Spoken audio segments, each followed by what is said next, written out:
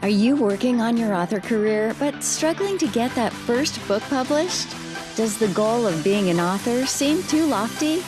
Or thoughts of having multiple books and making a full-time living are as fantastical as living in Cinderella's castle? Welcome to Discovered Wordsmiths, a podcast where aspiring authors can be heard. Join Stephen Schneider as he finds and talks to authors you may not know, but authors that have gotten their foot on the author career path. Hear what they've done to get there and where they want to go now. Settle back. It's time for a bit of inspiration and advice. Come listen to today's Discovered Wordsmith.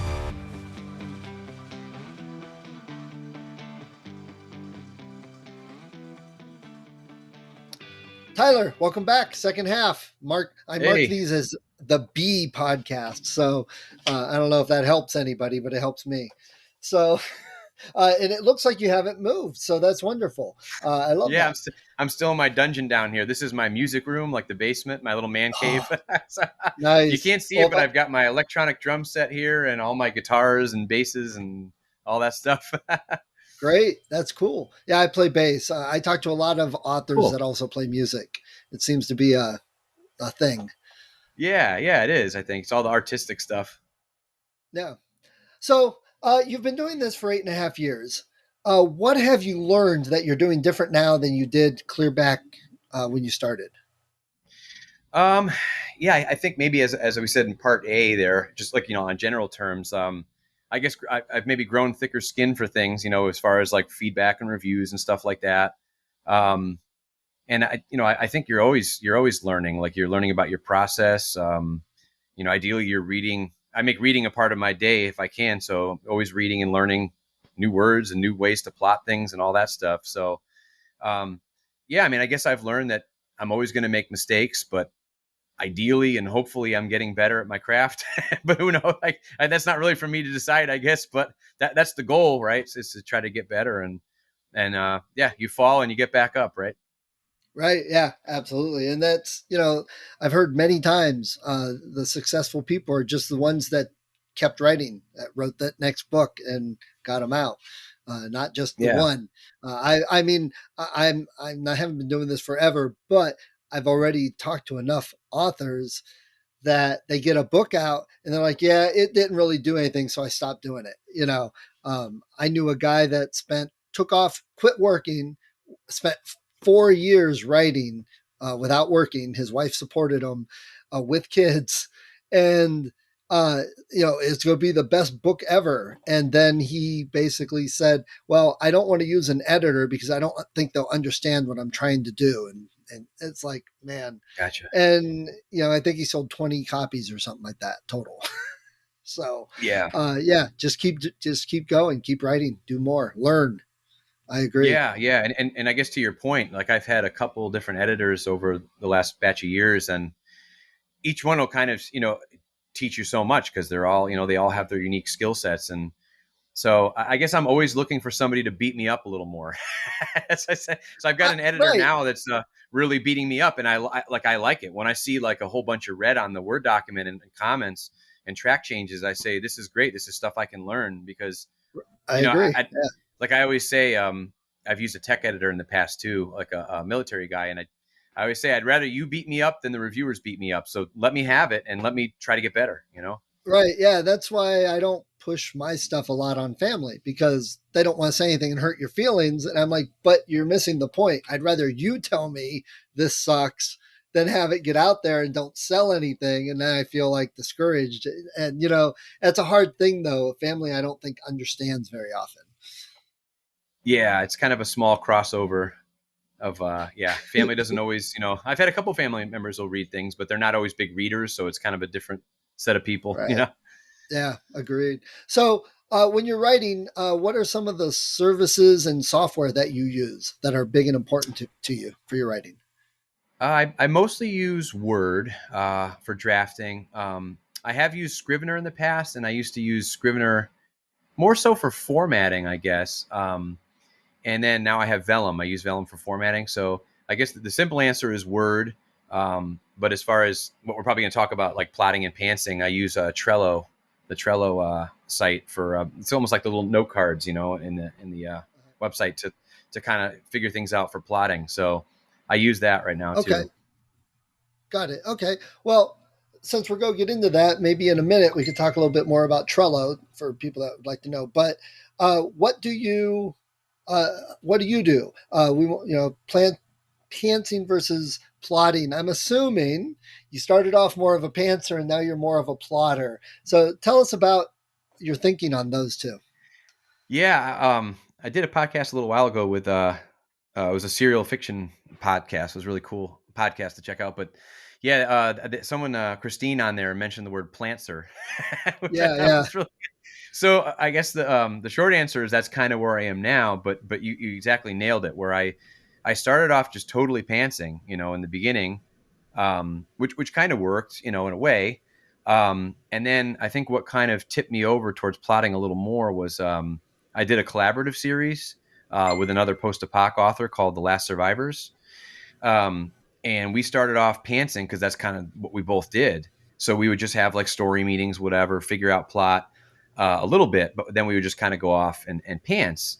And then we were sort of running into some problems, like a couple, some more timeline issues or yeah, just different things that weren't lining up. It was creating a lot of work on the back end to smooth things out. So over the course of that series, we started pantsing, and then I think about midway through, we were almost exclusively plotters for the series, and we used this Trello app to pretty much, we'd have story meetings. And like I said, that series was kind of like a Game of Thrones meets Walking Dead, 300 years after the apocalypse, with like weird zombie-ish creatures that were made from the cordyceps fungus, kind of like, I guess, kind of like that video game The Last of Us, but I didn't know about that game at the time. But yeah, so we started, there was a lot of story threads, for like different characters, like it alternated POVs a lot. So we really needed to keep our stuff, on track. So we'd have story meetings, and then we would just use these note cards in this app to kind of go down and plot by scene or by ideas for each character. So we'd have everything lined up. Um, Although at one point I hadn't met him in person. His name was Bobby Adair. I had met him in person for the writing of the first, I think, 3 books.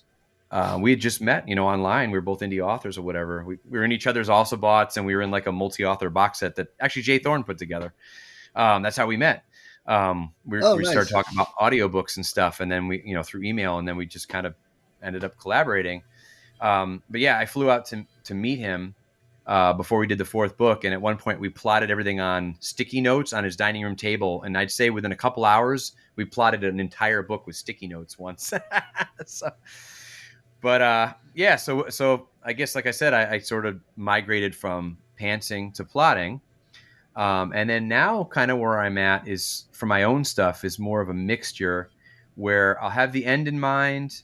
I have a beginning, so I'll know what I'm driving towards. And then I'll almost kind of pants along a little bit with like mile markers that I know I want to hit. And then I'll hit a point in the project, which I just hit yesterday with the current book that I'm doing, where like maybe I'm like halfway through the book, right? And I've kind of plotted it, kind of pantsed it. And then I just knew, all right, I know where the end is. I'm just going to plot to the end. And so I had a couple sentences for like each scene, approximate word count. And I went through, and yesterday in about an hour, I just plotted the whole rest of the book. so, Nice. so And, yeah, and, it's weird. Yeah. go ahead. Go ahead. I was just to say, yeah, it's just weird the way, it does seem like, I guess I'm sort of the flexible mindset where, like, I read a blog by Chuck Wendig. Have you heard of him? It's called Mm-hmm. Terrible Minds. But he's Yeah. talked about, I think he's had blog posts where he says, I want there to be a process, like a concrete process, but it just doesn't work out that way, like in reality. So every book kind of becomes its own animal, like maybe what works for one book doesn't necessarily work for the other. So I'm kind of flexible as far as the process per project, but it seems like I've settled into that groove of plantsing, basically, right? So kind of pantsing, but also kind of plotting. And then, like I said, when I can see that home stretch, I can plot right to the end, and that's a big help. Then it's like smooth sailing from there. So I don't know. Right. It's kind of the method So, I've been using so lately. So you started off pantsing and you moved a little bit into plotting. Did you find that you were hitting a wall or you couldn't think of where to go, what to do at times, and that kind of pushed you into it? Or was there a specific anything that happened that pushed you into plotting more? Yeah. So, yeah, like I said, it was definitely the collaboration, just kind of making everything, you know, Clearer. cohesive. Yeah. Because I remember there was a couple issues that were coming up, especially in the first book where, um, I think what Bobby said at one point, he says, Piperbrook over here is envisioning everything taking place in this book in 4 days, and I'm thinking it's over the span of a few weeks. That was like one example, and so like I tend to write very real time for some reason. I don't know why. So like I have like kind of a tight timeline with a lot of my books, and then occasionally I'll be like, a week passed, and then whatever. But for some reason, I just maybe because I like a lot of like the action, immediate stuff happening and really following along. But in this book, we had some different ideas that just never came up. So when we started showing each other the chapters in Dropbox or whatever, we're like, whoa, there's some issues here that we didn't really account for or know we're gonna prop up.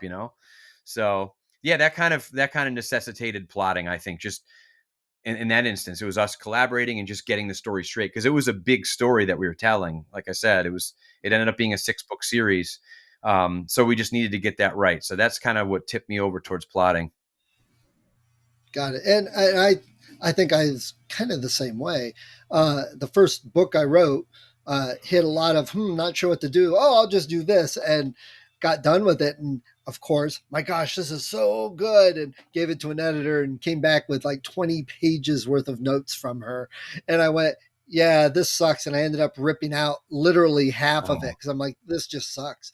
But that's when I started discovering, well, hold on, more of the plotting. But what I've tried to tell other newer than me authors is just write the book and start writing whatever feels best and most comfortable. And until you get something written, nothing else makes sense. So trying to explain to somebody how to plot and the story beats and stuff makes no sense until they've written some things.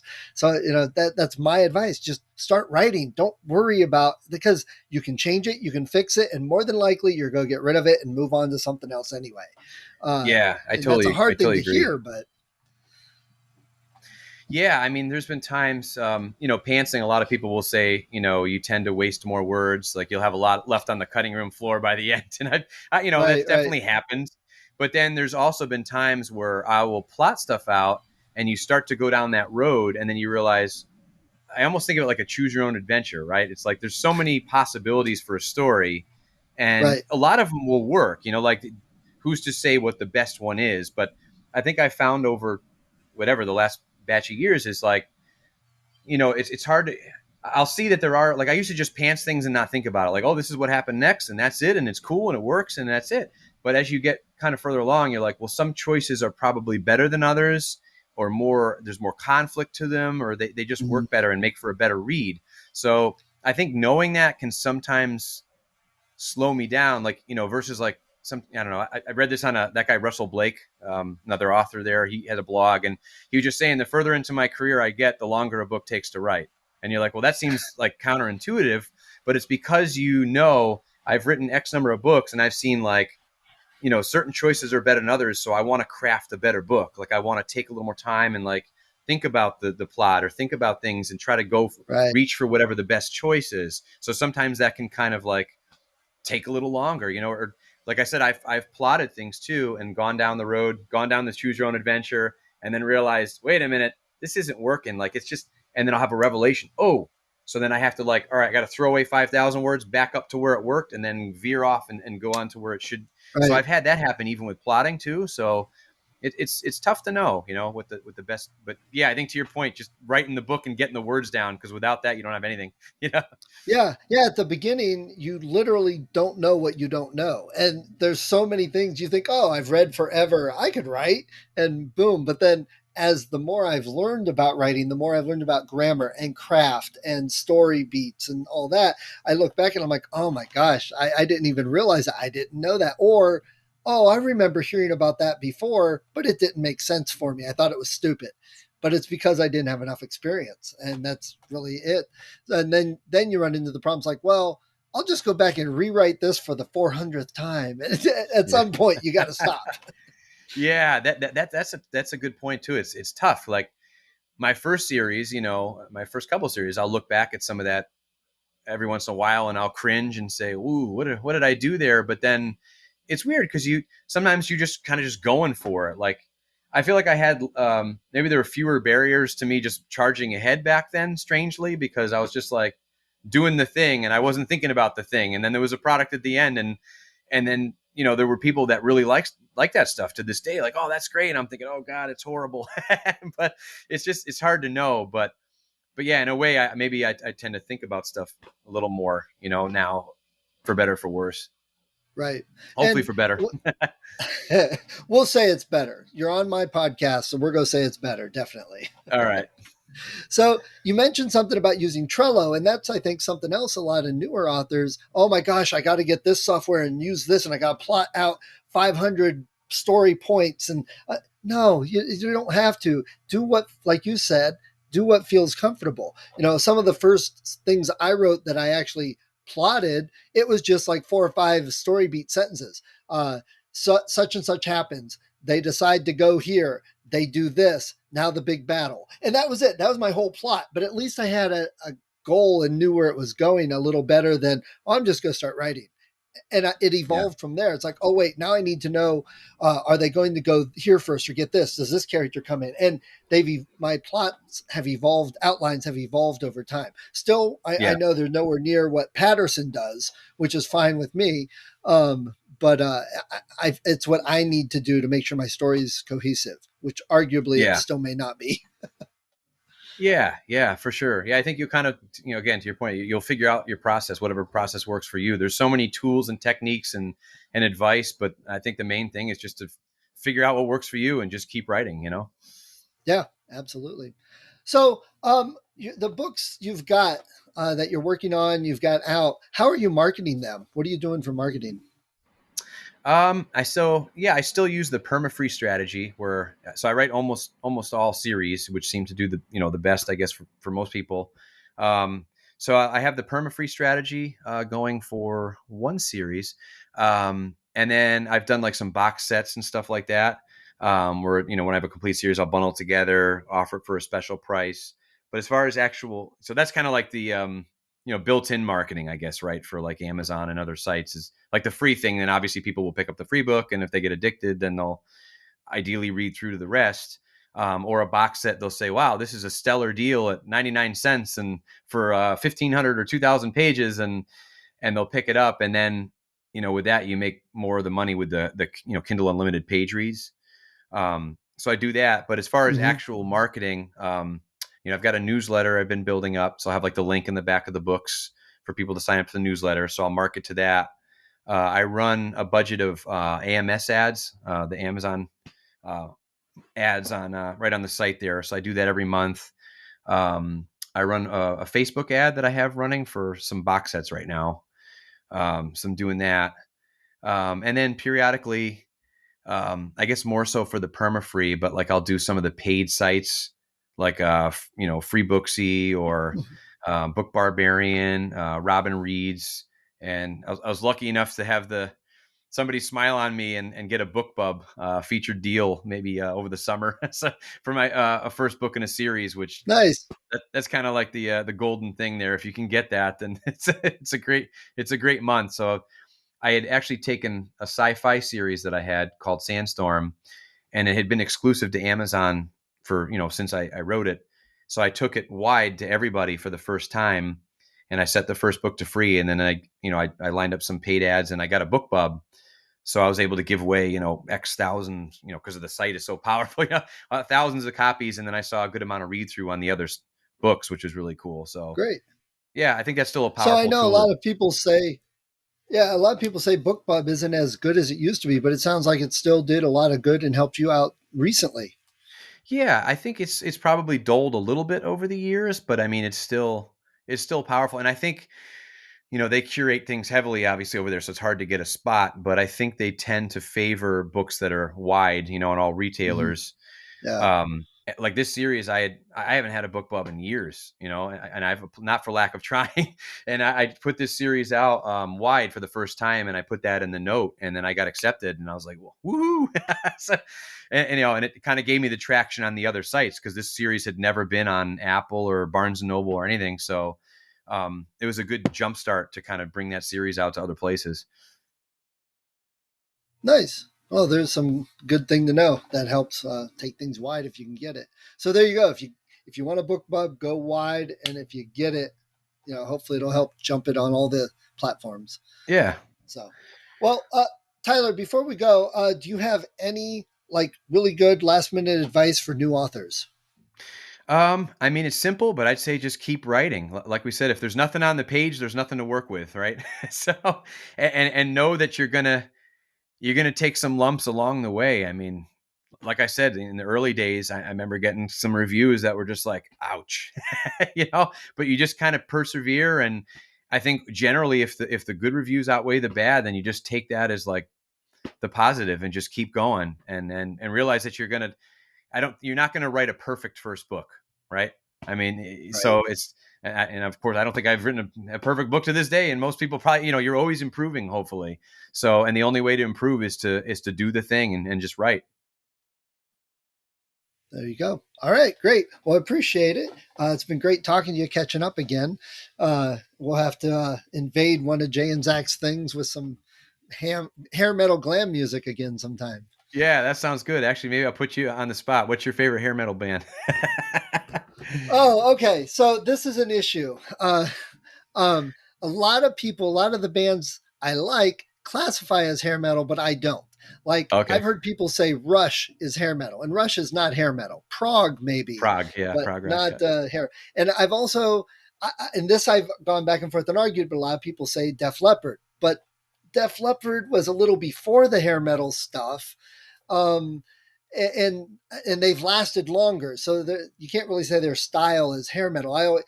Back in the day, they were heavy metal, which is Yeah, hilarious now. They're not really heavy metal. So I yeah, don't yeah. consider things like that. So in the hair metal realm, uh, I'm pretty much along lots of them. One of the bands I really like was, I forget their name now. It was the band that they used for the Marky Mark movie, Rockstar. Um, I'll remember it after we hang up, I'm sure. Okay, yeah, I'm racking Um, my brain too. Yeah, I'll send you a message. I liked them a lot. Cinderella, when I went Yeah, and saw Cinderella's them good. live, I went and saw Dawkins at a local thing here. It was like four hair metal bands, and Yeah, Slaughter was amazing. They were so good and so fun. But then Cinderella came up, and I'd never really liked them, and I'm like, these guys are phenomenal. I love yeah, them. yeah, And they're then good. Yeah, Dawkins came up, and they were the headliners. They were the big group from the '80s that playing in the night. They were boring as hell out there on stage. I mean, it was like the least soulful, powerful rendition of any of their songs, and they just stood on stage just playing. I'm like, oh my gosh! So for me, Cinderella took that night. yeah, Um, yeah, I've always liked Poison. They came out, right at a perfect time for me, and loved their stuff. And Bret Michaels, I think, is much smarter in the business than people give him credit for. yeah. He's really Um, good. so those are some of my. I'll have to find that one. It's really driving me Yeah, crazy. you have to let me know. Yeah. What about you? What are your favorites? I mean, I guess I'd have to go with Motley Crue or Rat. I think were always my two tops. Motley. Yeah, I went and saw Motley Crue, and they were coming out with their last farewell tour. Oh my yeah. god, it was horrible. Whoever Oh, was doing the that's yeah, sound that's mixing, I couldn't. What my friend leans over and goes, "What song are they on? I can't hear any singing, no lyrics." So yeah. Vince, I'm hoping we've got tickets for the. It's already been postponed once, but it's Poison, Def Leppard, Motley Crue, and Joan Jett. yes, You I do too? so want Yeah. to go. Yeah, Yeah, next summer at Hershey Park, I'm supposed to go and bring my son. It'd be his first concert. He's 11 and he loves hair metal the same way we do, and he knows that and horror movies. He can rattle. He's like a mini encyclopedia. He can rattle all that off. The years, the player, everything. He knows all. nice. So it'd be Well, cool to share that with him. so I just looked it up. It's Steel Dragon was the name of the Oh yeah. group from Okay. the movie Gotcha. Rockstar. I really Yeah. like them. Okay. And it's Cool. funny you mentioned horror movies because me and a friend are doing a horror movie podcast, and we just got done with season one. Oh, cool. But it's not your typical horror movie reviews. It's movies you've probably never even heard of. So Nice.